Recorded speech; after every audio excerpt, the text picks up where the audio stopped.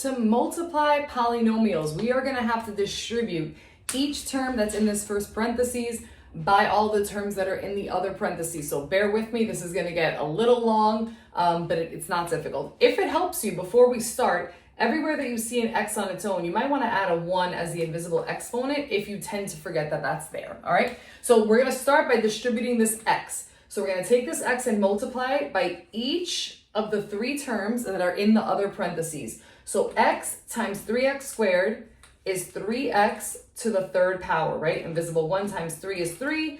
And when I'm multiplying, I keep the base and I add the exponents.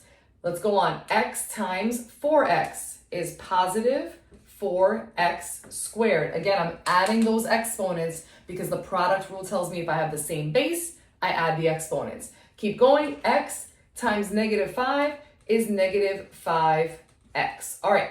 I'm done distributing the x. So now I go to the other term in this first parentheses and I distribute that one as well. So this negative 2, don't forget the sign before it, this negative 2 is going to get multiplied by each of these 3 terms as well. Negative 2 times positive 3x squared is negative 6x squared. Negative 2 times positive 4x is negative 8x.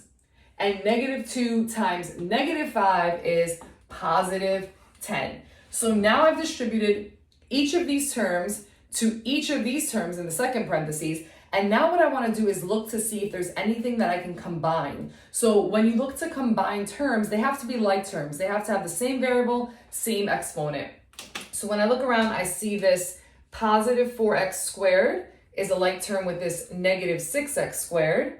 And I see that this negative 5x is a like term with this negative 8x, all right? So those are gonna get combined and the others are just gonna be brought down. So 3x cubed couldn't be combined with anything, so that's just gonna come on down into our answer. We're gonna combine 4x squared minus 6x squared to give us negative 2x squared, all right? I combine the coefficients, so 4 minus 6 is negative 2, and you keep the variable and exponent the same, so it's x squared. And now I'm going to combine negative 5x minus 8x. That gives me negative 13x.